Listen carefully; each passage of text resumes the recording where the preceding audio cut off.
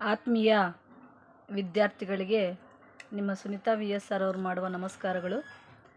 ಮಕ್ಕಳೇ, ಈಗಾಗಲೇ ಲಾಸ್ಟ್ ವಿಡಿಯೋದಲ್ಲಿ ಒತ್ತಕ್ಷರಗಳ ಬಗ್ಗೆ, ಅಂದರೆ ಕನ್ನಡ ಭಾಷೆಯಲ್ಲಿ ಒತ್ತಕ್ಷರಗಳನ್ನು ನಾವು ಯಾವ ರೀತಿ ಓದಬೇಕು ಎಂಬತಕ್ಕಂಥದ್ದನ್ನು, ಅಂದರೆ ಸಜಾತಿ ಒತ್ತಕ್ಷರಗಳನ್ನು ಯಾವ ರೀತಿ ಓದಬೇಕು ಎಂದು ನಾನು ಕಳೆದ ವಿಡಿಯೋವನ್ನು ಮಾಡಿ ಅಪ್ಲೋಡ್ ಮಾಡಿದ್ದೆ.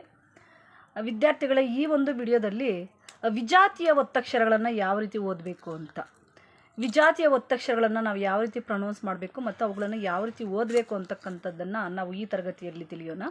ನಾನು ಕಳೆದ ವಿಡಿಯೋದಲ್ಲಿ ಹೇಳಿದ ಹಾಗೆ ಒಂದು ಸಜಾತಿ ಒತ್ತಕ್ಷರ ಇದ್ದಾಗ ಅಜ, ಅಜ್ಜ, ಇದನ್ನು ಈಸಿಯಾಗಿ ಸರಳವಾಗಿ ನಾವು ಓದ್ಕೋಬೋದು. ಯಾಕೆಂದರೆ ಇದು ಎರಡೂ ಒಂದೇ ಲೆಟರ್ ಆಗಿರೋದ್ರಿಂದ, ಎರಡು ಲೆಟರ್ಸ್ ಒಂದೇ ಜಾತಿಗೆ ಸಂಬಂಧಪಟ್ಟಿರೋದ್ರಿಂದ ಇದನ್ನು ಸಜಾತಿ ಅಂತ ಕರೀತಾರೆ. ಸೊ ಹಾಗೆ ಒಂದೇ ಜಾತಿಯಾಗಿ ನಾವು ಓದ್ಕೊಂತೀವಿ. ಆದರೆ ವಿಜಾತಿಯಲ್ಲಿ ಇದು ಡಿಫ್ರೆಂಟ್ ಆಗುತ್ತೆ. ಇದು ಶಾ ಇದ್ದರೆ ಇದು ಟಾ ಒತ್ತಕ್ಷರದ ಒಂದು ಒತ್ತಕ್ಷರ ಆಗಿರೋದ್ರಿಂದ ಇದನ್ನು ವಿಜಾತಿ ಒತ್ತಕ್ಷರ ಅಂತ ಹೇಳಿಬಿಟ್ಟು ಕರಿತೀವಿ. ಬನ್ನಿ ಹಾಗಾದರೆ ಯಾವ ರೀತಿ ಒಂದು ವಿಜಾತಿ ಒತ್ತಕ್ಷರಗಳನ್ನು ಓದಬೇಕು ಅಂತ ನಾನು ಕಳಿಸ್ಕೊಡ್ತೀನಿ. ಇದು ನಾನಾಗಲೇ ನನ್ನ ಮಗನಿಗೆ ಕಳಿಸಿರೋದ್ರಿಂದ ಇದು ನಿಮಗೆ ಇಷ್ಟು ಸ್ವಚ್ಛವಾಗಿ ಅಂತ ಅನ್ನಿಸ್ತಾ ಇಲ್ಲ. ನಾನು ಇಲ್ಲಿ ಪ್ರಯತ್ನ ಮಾಡ್ತೀನಿ. ಒಂದೇ ಒಂದು ಸೆಕೆಂಡು ಮಕ್ಕಳೇ. ಇಲ್ಲಿ ಕುಬ್ಜ ಅಂತ ಒಂದು ವರ್ಡ್ ಇದೆ. ಯಾವ ರೀತಿ? ಕುಬ್ಜ,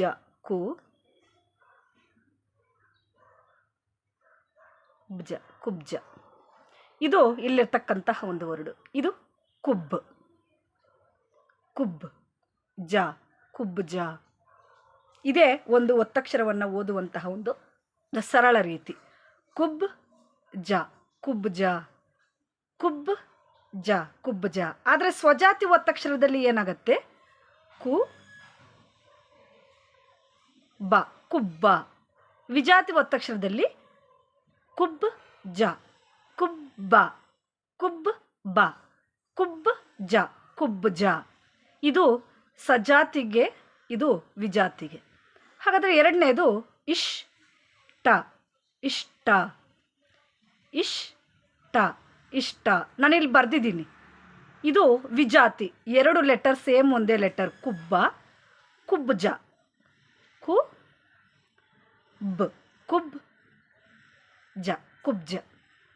ಇಷ್ಟ, ಕಷ್ಟ, ಕಷ್ಟ,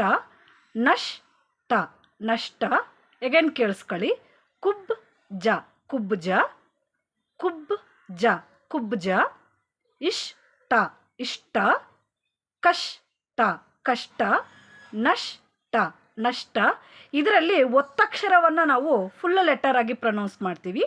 ಫುಲ್ ಲೆಟರ್ ಇರ್ತಕ್ಕಂಥದ್ದನ್ನು ನಾವು ಹಾಫ್ ಲೆಟರ್ ಆಗಿ ಪ್ರೊನೌನ್ಸ್ ಮಾಡ್ತೀವಿ. ಬೇಕಾದರೆ ನೆನ್ಪಿಟ್ಕೊಳ್ಳಿ ನೀವು. ನೋಡಿ, ನಶ್, ಇದನ್ನು ಹಾಫ್ ಲೆಟರ್ ಆಗಿ ನಾವು ಪ್ರೊನೌನ್ಸ್ ಮಾಡ್ತಾ ಇದ್ದೀವಿ. ನಶ್ ಹಾಫ್ ಲೆಟರ್. ಬಟ್ ಇದು ನೋಡಿ, ಇದು ಹಾಫ್ ಲೆಟರ್ ಆಗಿದೆ, ಆದರೆ ಫುಲ್ ಲೆಟರ್ ಆಗಿ ಪ್ರೊನೌನ್ಸ್ ಮಾಡ್ತೀವಿ. ನಷ್ಟ. ಇದು ಹಾಗೆ. ಉತ್ಕ,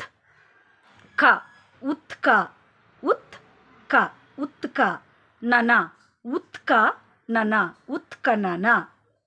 ವಿಜ್ಞಾನ,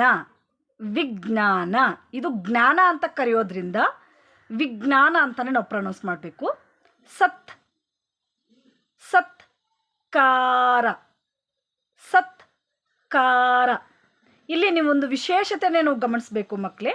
ಇಲ್ಲಿ ಕಾಗುಣಿತಾಕ್ಷರಗಳು ಅಂದರೆ ಗುಣಿತಾಕ್ಷರಗಳು ಈ ಲೆಟರ್ಗೆ ಬಂದಿದ್ದರೂ ಕೂಡ ನಾವು ಪ್ರೊನೌನ್ಸ್ ಮಾಡಬೇಕಾದ್ರೆ ಒತ್ತಕ್ಷರಕ್ಕೆ ನಾವು ಗುಣಿತಾಕ್ಷರವನ್ನು ಸೇರಿಸಿ ನಾವು ಓದ್ತೀವಿ. ಸತ್ಕಾರ,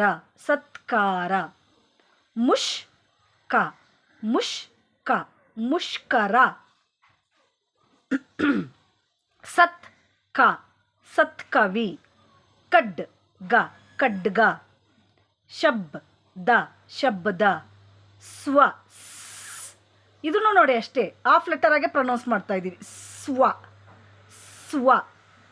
ಸ್ವಚ್ಛ.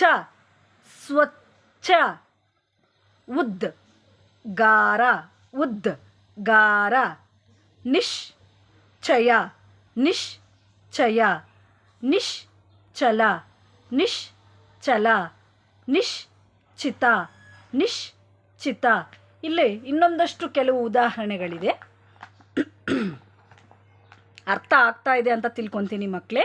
ಆಸ್ತಿ ಆಸ್ತಿ, ಶಕ್ತಿ ಶಕ್ತಿ, ಜಾಸ್ತಿ ಜಾಸ್ತಿ, ಪುಸ್ತಕ ಪುಸ್ತಕ ಪುಸ್ತಕ ಪುಸ್ತಕ ಪುಸ್ತಕ, ಮಸ್ತಕ ಮಸ್ತಕ ಮಸ್ತಕ ಮಸ್ತಕ, ಹಸ್ತ ಹಸ್ತ, ಕುಸ್ತಿ ಕುಸ್ತಿ ಕುಸ್ತಿ, ಉಚ್ಚಾರ. ಬಟ್ ಆದರೆ ಇದು ಸಜಾತಿ ಒತ್ತಕ್ಷರ ಮಕ್ಕಳೇ. ಇದು ಸನ್ಮಾನ ಸನ್ಮಾನ ಸನ್ಮಾನ, ವಾಗ್ಮಿ ವಾಗ್ಮಿ ವಾಗ್ಮಿ, ವಿಖ್ಯಾ ವಿಖ್ಯಾ ವಿಖ್ಯಾ ವಿಖ್ಯಾತ, ಯೋಗ್ ಯೋಗ್ಯ ಯೋಗ್ಯ, ದ್ರವ ದ್ರವ, ಶ್ರವಣ ಶ್ರವಣ, ಕ್ರಮ, ಪ್ರೀತಿ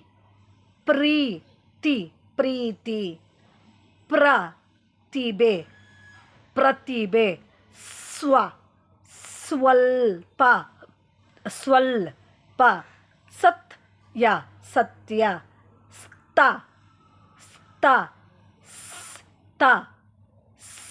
ಸ್ಥಳ ಸ್ಥಳ.